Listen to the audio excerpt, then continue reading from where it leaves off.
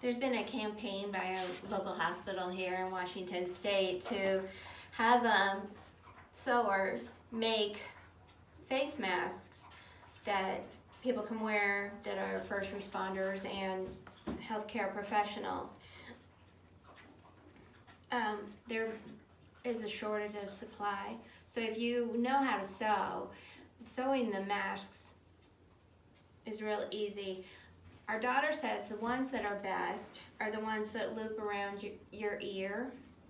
My stepdaughter, she works in the ER, and she only gets two N95, she calls them, a day. And then this is a shield that'll protect people from the virus also more thoroughly than something like a cloth mask or one of these. So I'm making these for caregivers and the first line of defense that we have in this country. And hopefully you'll be able to make some too. They cost about $2.50 each.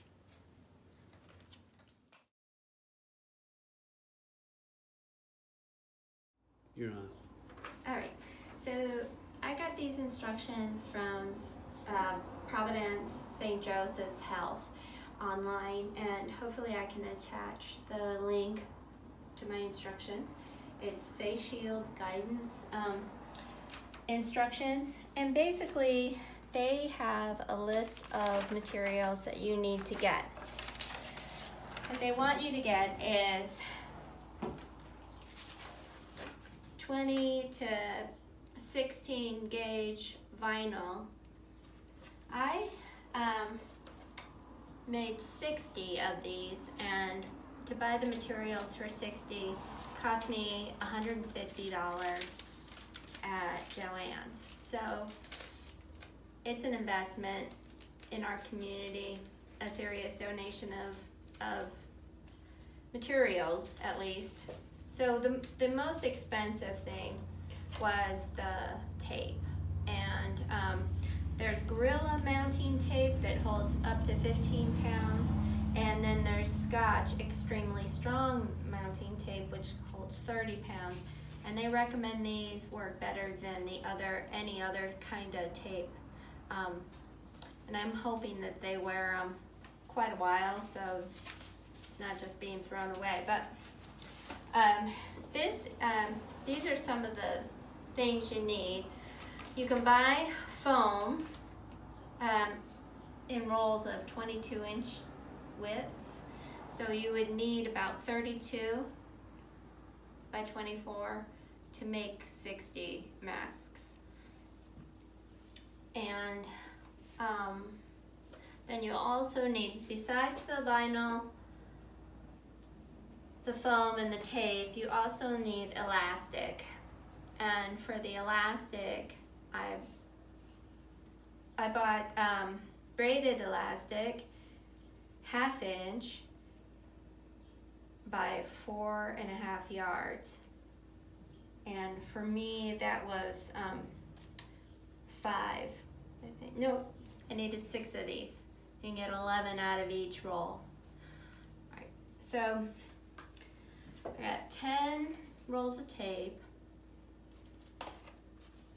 6 rolls of elastic, 5 yards of vinyl, and foam 24 inches by 32 inches. The other tools you'll need are rulers. I like these 2 rulers, and if you're a sewer, you probably already have these. For cutting the vinyl, you need a stapler. You also need to clean up your workspace with Lysol, and I sprayed the foam with Lysol spray just to be on the safe side. The other thing you might need is a roller. This cuts fabric and vinyl, and just regular scissors, and a marker. And then what's really helpful is an electric knife, and I want to demonstrate that in a second. So cutting tools, elastic, a cutting board, rulers, stapler, an electric knife, and Lysol.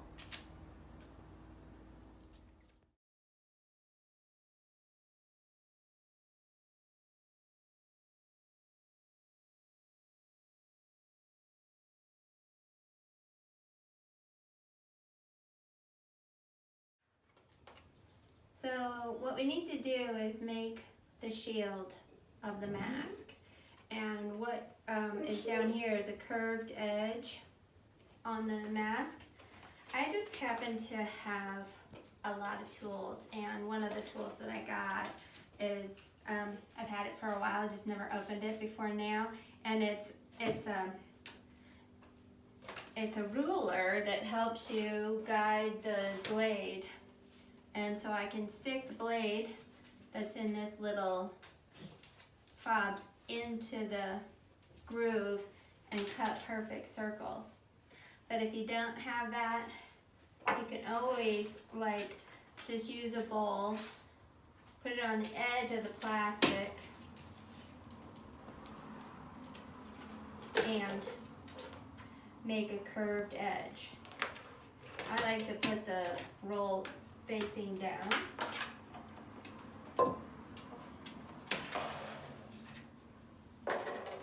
So you have this like that, and then you just take the marker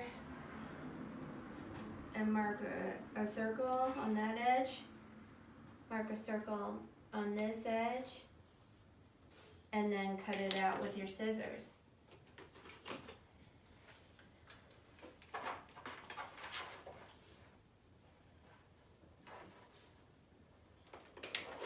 This is probably going to be the most time-consuming part of the production line, especially if you're making 60 of these. All right, that's good. You want to cut?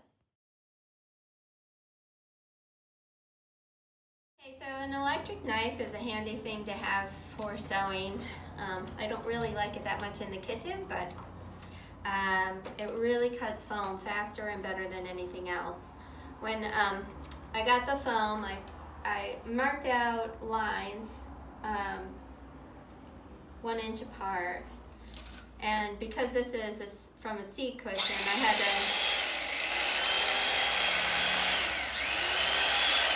to modify it a little. So this is 10 inches, and then these are 1 inch lines, and it's 1 inch thick.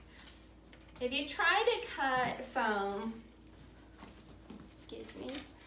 with regular scissors, one, it's very time consuming, and it's not as straight. They're just kind of jagged, but it works. But let me show you how this is why I recommend this.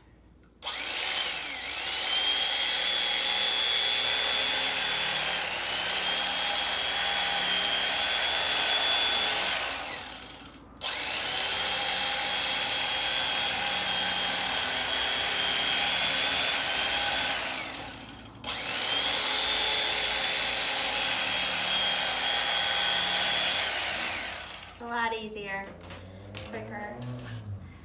So if you have an electric knife, or if a neighbor or friend of yours has one, use it. It's a lot easier.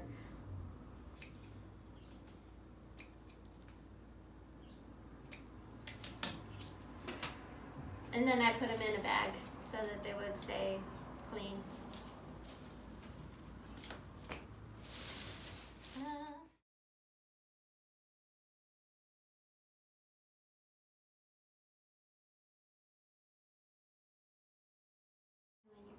Okay.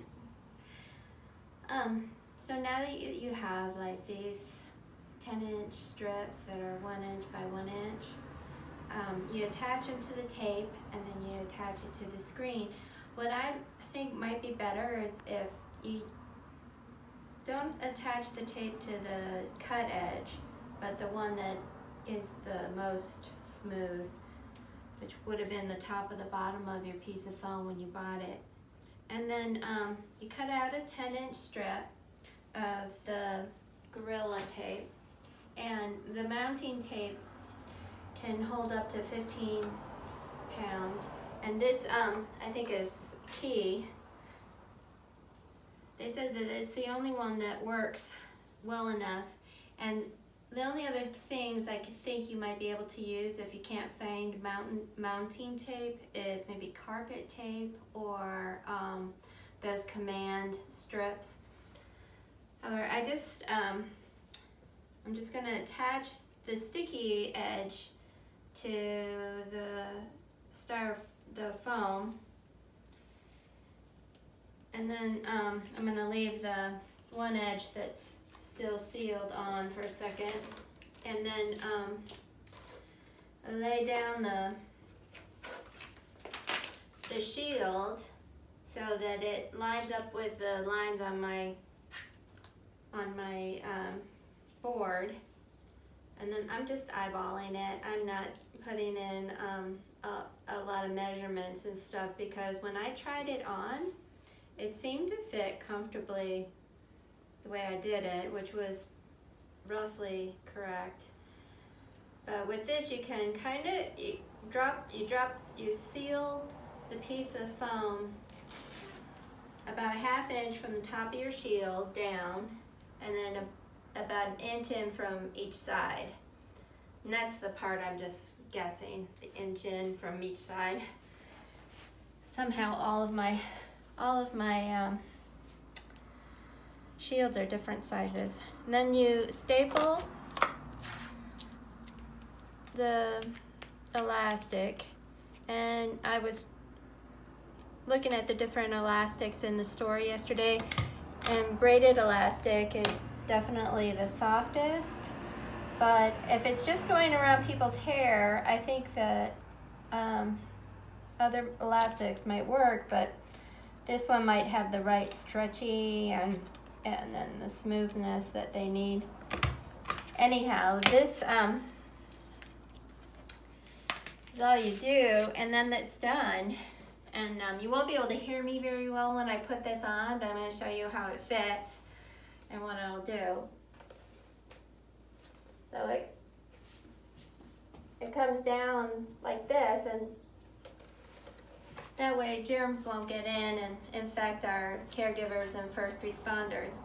What I'm doing to package these up is, like they instructed in the Providence Hospital instructions, wipe it down with a microfiber, and this is getting the sparkles off that I had from the fabric store and the cuttings from the foam off the screen, and then I'm putting them in these boxes that you can get for free from the post office.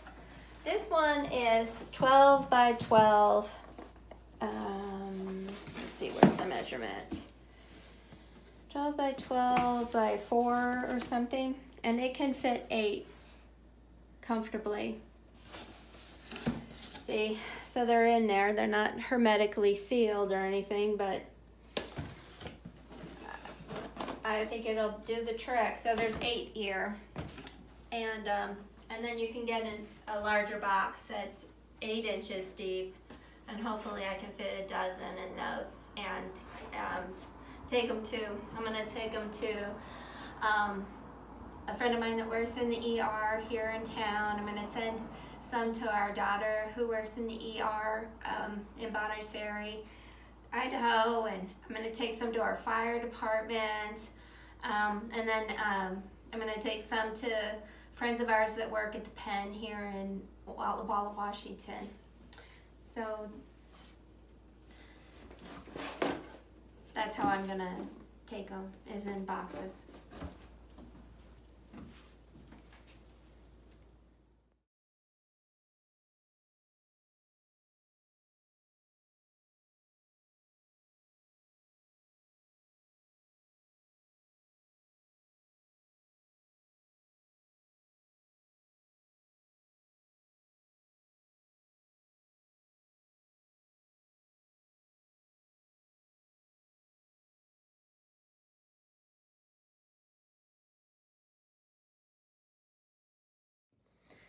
All right, the only thing that isn't mentioned are some of the instructions that you really need to know. Each piece of fabric or plastic needs to be 13.5 inches by 12 inches. Now to cut from the vinyl that comes from the fabric store, you only have to cut a 12-inch strip across the 54 inches and then cut that strip into 4 pieces, 13.5 inches, and then it'll be perfect for 5 yards. What I did is I just started cutting all the plastic, got my plastic pieces, then I cut all the foam and put them in a garbage bag, and then I did the assembly. It's pretty straightforward. I haven't ever made a movie before, so I didn't know how to freeze the instructions, but hopefully you can pause it and get what you need to make masks right away. We need them right away. All right, thanks, bye.